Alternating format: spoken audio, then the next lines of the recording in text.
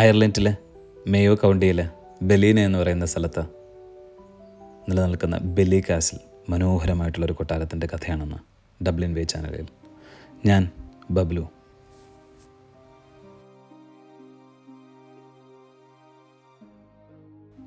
ഇവിടെ കുഞ്ഞിപ്പെണ്ണിന് സമ്മർ ഹോളിഡേയ്സാണ്. കഴിഞ്ഞ വർഷം എവിടെയും പോയിട്ടില്ല എന്നുള്ള പരാതിയിൽ ഇപ്രാവശ്യം എങ്ങനെയാണ് നമുക്ക് അടിച്ച് പൊളിക്കാം എന്നുള്ള തീരുമാനത്തിൽ തന്നെയായിരുന്നു. പല സ്ഥലങ്ങളും പ്ലാൻ ചെയ്തു, പലയിടത്തും പോയി. അങ്ങനെ ഈ ഒരു സമയം ഞങ്ങൾ എത്തിയിരിക്കുന്നത് മേയോ കൗണ്ടിയിൽ ജയേഷിൻ്റെയും അപർണയുടെയും വീട്ടിലാണ്. 2 പിള്ളേരുണ്ട് കേട്ടോ അവർക്ക്, ആഷിയും കുഞ്ഞാവയും. അവരുടെ വീടിൻ്റെ അടുത്ത് തന്നെയാണ് ഈ ബെല്ലി കാസിൽ. മനോഹരമായിട്ടുള്ളൊരു കൊട്ടാരമാണെന്നൊക്കെ പറഞ്ഞു കേട്ടു. ഇതിപ്പോൾ ഒരു ഹോട്ടലായിട്ട് നിലനിൽക്കുകയാണ്. ഇതിൻ്റെ ഓണർ തന്നെ ഒരു ഹോട്ടലാക്കിയിട്ടുണ്ട്. കല്യാണവും അതുപോലുള്ള വലിയ വലിയ ഫങ്ഷൻസും ഒക്കെ നമുക്ക് ഇവിടെ വെച്ച് നടത്താൻ പറ്റുന്ന രീതിയിലുള്ള ഒരു സെറ്റപ്പാണ് ഇവിടെ ഉള്ളത്. മനോഹരമായിട്ടുള്ളൊരു കൊട്ടാരം. പ്രത്യേകിച്ച് ഒരുപാട് കാസിലുകൾ അയർലൻഡിലുണ്ടെങ്കിലും ആക്റ്റീവായിട്ടുള്ള, അതുപോലെ തന്നെ കാസിൽ നിലനിന്നിരുന്ന സമയത്ത് എങ്ങനെയായിരുന്നു അതിൻ്റെ ഉൾവശം, അതുപോലുള്ളൊരു സെറ്റപ്പാണ് ഇതിൻ്റെ ഉള്ളിലെന്ന് എനിക്ക് നേരത്തെ തന്നെ തോന്നിയിരുന്നു. കാരണം ഇതൊരു ആക്റ്റീവ് ഹോട്ടലാണല്ലോ. അപ്പോൾ പിന്നെ അവർ അതുപോലെ തന്നെ ആയിരിക്കാം നിലനിർത്തിയിട്ടുണ്ടാവുക എന്ന് ഞാൻ വിചാരിക്കുന്നു. ഞങ്ങളവിടെ എത്തിയത് ഏകദേശം ഒരു ഉച്ച സമയത്താണ്. അപ്പോൾ റിസപ്ഷനിൽ ചോദിച്ചു ഉള്ളിൽ കയറി കാണാൻ പറ്റുമോ എന്ന് ചോദിച്ചപ്പോൾ അവർ പറഞ്ഞു 2 മണിക്ക് ശേഷം വന്നു കഴിഞ്ഞാൽ ഓക്കെയാണ്, കുഴപ്പമില്ല എന്ന് പറഞ്ഞു. ഗൈഡഡ് ടൂറൊക്കെ ഉണ്ടെന്ന് പറഞ്ഞു. ഓക്കെ, എന്നാൽ പിന്നെ പിന്നീട് വരാമെന്ന് കരുതി ഞങ്ങൾ പരിസരമൊക്കെ ഒന്ന് ചുറ്റി കാണാമെന്ന് വിചാരിച്ചിട്ട് വെളിയിലേക്ക് പോയി.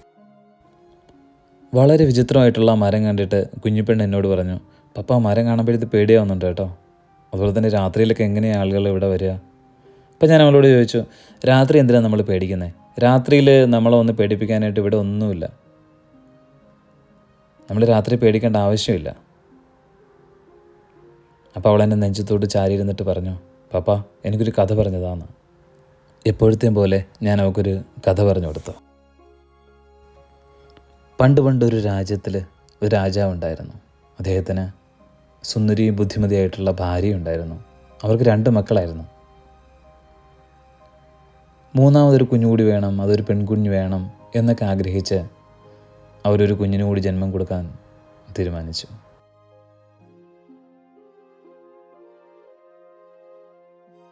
അതൊരു പെൺകുഞ്ഞായിരുന്നു. ആ കുഞ്ഞ് ജനിച്ച ഉടനെ തന്നെ ആ അമ്മ അവർ വിട്ടുപോയി. രാജാവിന് ഒരുപാട് സങ്കടമായി. ഒരുപാട് സങ്കടമായി. സുന്ദരിയായിട്ടുള്ള ആ കുഞ്ഞു മകളെ തന്ന അമ്മയോർത്ത് അദ്ദേഹം വിങ്ങിപ്പൊട്ടി. ആ കുഞ്ഞിന് ആ രാജാവ് ഒരു പേരിട്ടു, ബെല്ലെ ആലീസ്. അങ്ങനെ കുറച്ച് വർഷങ്ങൾ കഴിഞ്ഞു. അവൾ 5 or 6 വയസ്സുള്ളപ്പോൾ തന്നെ എല്ലാവർക്കും മനസ്സിലായി അവൾ സൗന്ദര്യത്തിൽ മാത്രമല്ല ബുദ്ധിയിലും അഗ്രഗണ്യാണെന്ന്.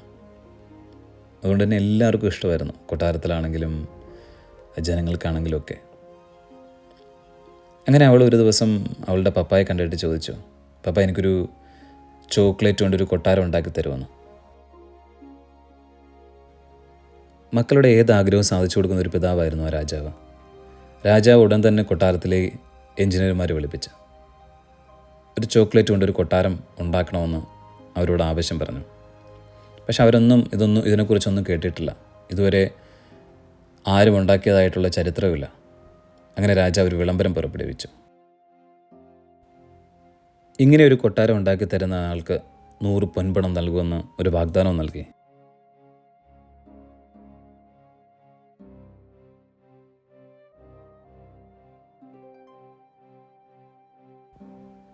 ഈ വിളംബരം കേട്ടിട്ട് ആരും വന്നില്ല. ആർക്കും അറിയില്ല അതിനെക്കുറിച്ച്. അങ്ങനെ രാജ്യത്തിൻ്റെ പുറത്തും അദ്ദേഹം വിളംബരം ചെയ്തു. അങ്ങനെ ഇരിക്കുമ്പോൾ ഒരാൾ കൊട്ടാരത്തിലേക്ക് വന്ന് രാജാവിനോട് പറഞ്ഞു, ഞാൻ ഉണ്ടാക്കിത്തരാം ഈ ഒരു കൊട്ടാരം, പക്ഷേ എനിക്ക് 1-2 ആവശ്യങ്ങളുണ്ടെന്ന് പറഞ്ഞു. അപ്പോൾ രാജാവ് ചോദിച്ചു, എന്താണ് നിൻ്റെ ആവശ്യം? അപ്പോൾ അയാൾ പറഞ്ഞു, ചോക്ലേറ്റ് കൊണ്ട് ഒരു കൊട്ടാരം ഉണ്ടാക്കി കഴിയുമ്പോൾ അതിലേക്ക് വെയിലടിച്ച് കഴിഞ്ഞാൽ ചോക്ലേറ്റ് ഉരുവി പോകാൻ സാധ്യതയുണ്ട്. അതുകൊണ്ട് തന്നെ എനിക്ക് ഒരു ഐസ് ഹൗസ് ഉണ്ടാക്കി തരണമെന്ന് പറഞ്ഞു. ചോക്ലേറ്റ് കൊണ്ടുള്ള കൊട്ടാരം ഉണ്ടാക്കി കഴിയുമ്പോൾ അതിനെ തണുപ്പിക്കാനായിട്ട് ഐസ് സംഭരിക്കാനും ഉണ്ടാക്കാനുമുള്ള ഒരു ഐസ് ഹൗസ്. അതുമാത്രമല്ല, ചോക്ലേറ്റ് കൊണ്ട് മുഴുവനായിട്ട് കൊട്ടാരം ഉണ്ടാക്കി കഴിഞ്ഞാൽ ചിലപ്പോൾ അലിഞ്ഞു പോകാൻ സാധ്യതയുണ്ട്. അതുകൊണ്ട് 1, 2, 3 ഭിത്തികൾ അതിൻ്റെ ഉറപ്പിന് വേണ്ടിയിട്ട് എനിക്ക് മണ്ണ് കൊണ്ട് ഉണ്ടാക്കണമെന്ന് പറഞ്ഞു. അങ്ങനെ അയാൾ കുറച്ച് നാളിന് ശേഷം ആ കൊട്ടാരം ഉണ്ടാക്കി കുഞ്ഞിന് കൊടുത്തു. അവളുടെ ആഗ്രഹപ്രകാരം ആ കൊട്ടാരത്തിന്, ആ ചോക്ലേറ്റ് കൊട്ടാരത്തിന് പുറത്തും വെളിയിലും ഒക്കെ ഓടിക്കളിച്ചിട്ടുണ്ടാവാം. അതിനൊക്കെ ശേഷം എത്രയോ കാലം കഴിഞ്ഞു പോയി. എന്നിട്ട് ഒരുപക്ഷെ ആ ചോക്ലേറ്റ് കൊട്ടാരത്തിന് ബലം കൊടുത്തിരുന്ന മൺഭിത്തികൾ ഇപ്പോഴും അവശേഷിക്കുന്നുണ്ടാവാം.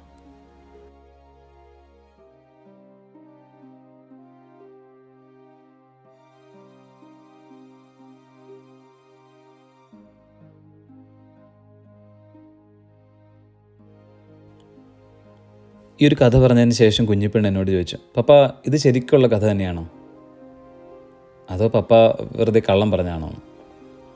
അപ്പം ഞാൻ അവളോട് പറഞ്ഞു, കഥ പറയാനുള്ളതാണ്.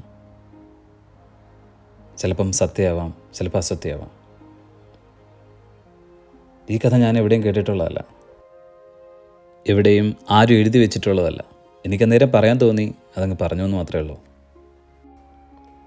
ബെല്ലി കാസിലിന് ചുറ്റുമുള്ള ഭാഗത്ത് നമുക്ക് ഒരുപാടധികം ചരിത്ര വസ്തുതകൾ ഉറങ്ങിക്കിടക്കുന്ന പല കാര്യങ്ങളും കാണാൻ പറ്റും. മോയി റിവറിൻ്റെ കരയിലാണ് ഈ ബെല്ലി കാസിലുള്ളത്. ഞങ്ങൾ അതിൻ്റെ പരിസര പ്രദേശത്തോടുകൂടി ആ കാട്ടിൽ കൂടി ഇങ്ങനെ നടക്കുമ്പോൾ ഉപേക്ഷിക്കപ്പെട്ട നിലയിലൊരു കപ്പൽ കാണാൻ കഴിഞ്ഞു. ഈ ഒരു കപ്പൽ 1917 ഒന്നാം വേൾഡ് വാറിൻ്റെ സമയത്ത് ബ്രിട്ടനിൽ കംപ്ലീറ്റ് ഉരുക്കിൻ്റെ ക്ഷാമം അനുഭവപ്പെടുന്ന ഒരു സമയത്ത് അവർക്ക് കപ്പലുകളും മറ്റു കാര്യങ്ങളൊക്കെ ഉണ്ടാക്കണം, പക്ഷേ ഉരുക്കില്ലായിരുന്നു കഴിഞ്ഞാൽ ഉണ്ടാക്കാൻ പറ്റില്ലല്ലോ.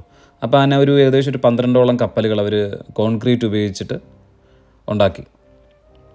അപ്പോൾ അതിനകത്ത് ഒരു കപ്പലാണ് ഇത്. അതിൻ്റെ പേര് ക്രീറ്റ് ബൂ എന്നാണ് അതിൻ്റെ പേര്. 1919 ഇത് കടലിലേക്ക് ഇറങ്ങുകയും അങ്ങനെ അവർ ഉപയോഗിച്ച് തുടങ്ങുകയും ചെയ്തു. 1937 സെപ്റ്റംബർ 22 ഒരു കൊടുങ്കാറ്റിൽ പെട്ടിട്ട് ഈ ക്രീറ്റ് ബ്രൂം കപ്പൽ മോയി റിവറിലേക്ക് വരികയും പിന്നെ അവിടെ തന്നെ ആയി പോവുകയും അവിടെ അങ്ങനെ ഉപയോഗശൂന്യമായിട്ട് കിടക്കുകയും ചെയ്തു. അതാണ് അതിൻ്റെ ഒരു കഥ.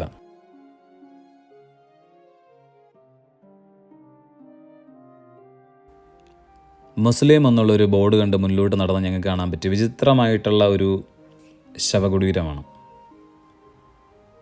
സർ ഫ്രാൻസിസ് ആർതർ നോക്സ്കോർ എന്ന് പറഞ്ഞൊരു മനുഷ്യൻ. അദ്ദേഹം വിക്ടോറിയ രാജ്ഞിയുടെ ലെഫ്റ്റനൻ്റ് ആയിരുന്നു സ്ലൈഗോ കൗണ്ടിയിലുള്ള. 1873 അദ്ദേഹം മരിച്ച സമയത്ത് അദ്ദേഹത്തിന് ഇവിടെ അടക്കുകയും രണ്ടാമത്തെ ബാരനായിട്ടായിട്ടുള്ള ചാൾസ് ജെയിംസ് നോക്സ് അന്നത്തെ ഏറ്റവും പ്രശസ്തനായിട്ടുള്ള ആർക്കിടെക്റ്റ് ജെയിംസ് ഫ്രാങ്ക്ലിനെ കൊണ്ട് ഇങ്ങനെ ഒരു ശവകുടീരം ഉണ്ടാക്കുകയും ചെയ്തു.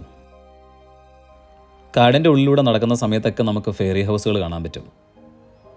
നമ്മുടെ പണ്ട് കഥകളിലൊക്കെ കേട്ടിട്ടുള്ളതും കാർട്ടൂണുകളിലൊക്കെ കണ്ടിട്ടുള്ളതായിട്ടുള്ള ഫെയറി ഹൗസുകൾ കുട്ടികൾക്ക് ഭയങ്കര ഇഷ്ടമാണ് കേട്ടോ ഇതൊക്കെ കാണാനായിട്ടൊക്കെ. കാസിലിനെ ചുറ്റി കണ്ടപ്പോൾ തന്നെ 2 മണി കഴിഞ്ഞിരുന്നു. അതിനുശേഷം ഞങ്ങൾ കാസിലിൻ്റെ ഉള്ളിലുള്ള മനോഹരമായിട്ടുള്ള കാഴ്ചകൾ കാണാനായിട്ട് വരികയും ചെയ്തു. നൂറ്റാണ്ടുകൾ പഴക്കമുള്ള ഈ ഒരു കാസിലിൻ്റെ ഉള്ളിലേക്ക് കയറുമ്പോൾ നമ്മളവിടെ കാണുന്ന ഓരോ വസ്തുക്കൾക്കും എന്തുമാത്രം കഥകൾ പറയാനുണ്ടാവും.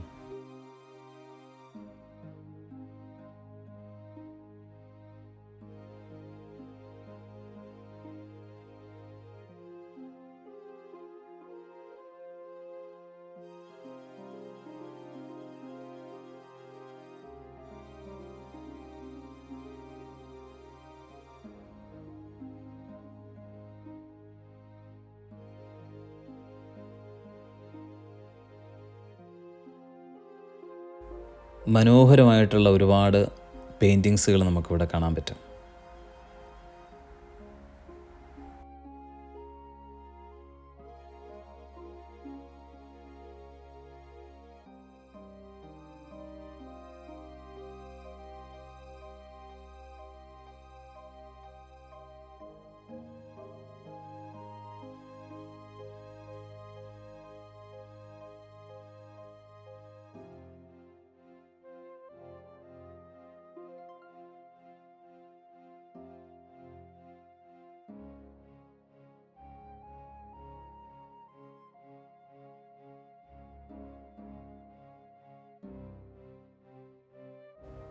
ആയിരത്തി 800 നമ്മളിന്ന് കാണുന്ന കാസിലിൻ്റെ ഇതേ രൂപത്തിലുള്ള ഒരു കോട്ട നിർമ്മിച്ചതെങ്കിലും 13-ാം നൂറ്റാണ്ട് മുതലുണ്ട് ഈ ഒരു ബെല്ലി കാസിൽ എന്നറിയപ്പെടുന്ന ഈ കോട്ടയുടെ ഒരു ഇത്രത്തോളം വലുതല്ലെങ്കിലുമായിട്ടുള്ള ഒരു രൂപം അന്ന് തന്നെ ഉണ്ടായിരുന്നു. ഇതിനടുത്ത് തന്നെയുള്ള, അതായത് മോയി റിവറിനടുത്ത് തന്നെയുള്ള ടവർ ഹൗസ് കാസിൽ എന്ന പേരിൽ നിന്നാണ്, അവിടെ നിന്നാണ് ശരിക്കും ഈ ബെല്ലി കാസിലിന് ആ ഒരു പേര് ലഭിച്ചതെന്നുള്ള ഒരു കഥയും കൂടിയുണ്ട്. 1700-കളുടെ അവസാനം 1800-കളുടെ തുടക്ക സമയത്ത് സർ ആർതർ ഗോറിൻ്റെ ഉടമസ്ഥതയിലായിരുന്നു ഈ ഒരു കാസിലുണ്ടായിരുന്നത്. അദ്ദേഹത്തിൻ്റെ മരുമകളായിട്ടുള്ള മേരി ഗോർ 800-ൻ്റെ പ്രാരംഭ സമയത്ത് ഫ്രാൻസിസ് നോക്സ് എന്ന ഒരു ആളിനെ വിവാഹം കഴിക്കുകയും അങ്ങനെ ഗോർ നോക്സ് എന്നുള്ള 2 കുടുംബ പേരുകൾ ഒരുമിച്ചിട്ട് നോക്സ് ഗോർ ഒരുമിച്ച് കുടുംബ പേരായിട്ട് അവർ പറയുകയും ചെയ്തു. അവർക്ക് ഒരുപാടധികം കുട്ടികളും ഉണ്ടായി. അപ്പോൾ അവരുടെ ഒരു തലമുറയാണ് പിന്നീട് ഒരുപാട് വർഷത്തോളം ഈ ഒരു കാസിലിനെ കൊണ്ടുപോയിരുന്നത്.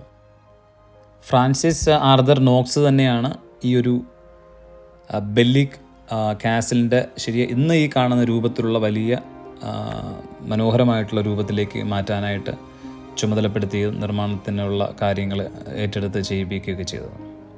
അദ്ദേഹത്തിൻ്റെ ശവകുടീരമാണ് നമ്മൾ ഇതിനു മുന്നേ ആ കാട്ടിലൂടെ നടക്കുന്ന സമയത്ത് കണ്ടത്.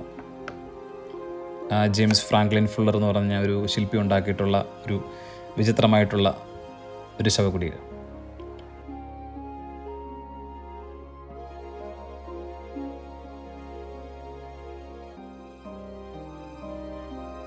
മനോഹരമായിട്ടുള്ള ഒരു പ്രൈവറ്റ് ബാർ നമുക്കിവിടെ കാണാൻ പറ്റും.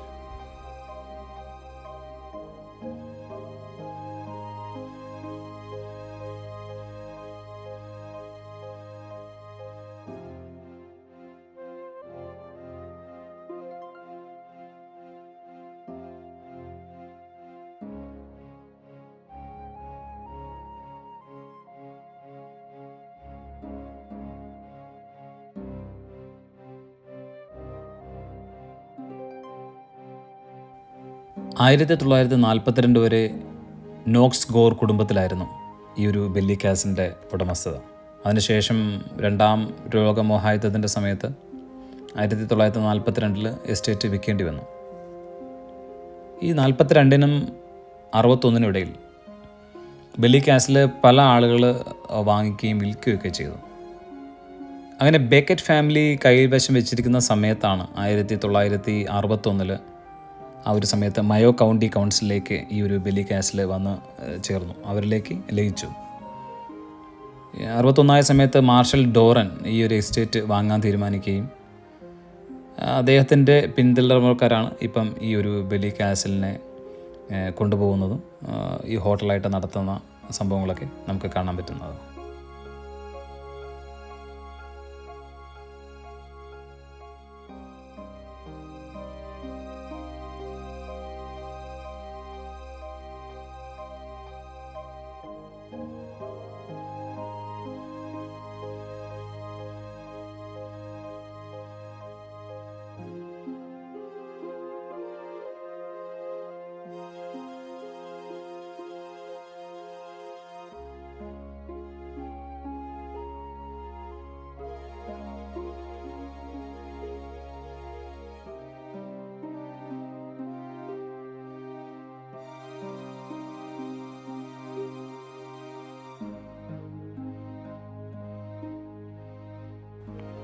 ബെല്ലി കാസിലിൻ്റെ മനോഹരമായിട്ടുള്ള കാഴ്ചകളിലൂടെയുള്ള യാത്ര ഇവിടെ അവസാനിക്കുകയാണ്.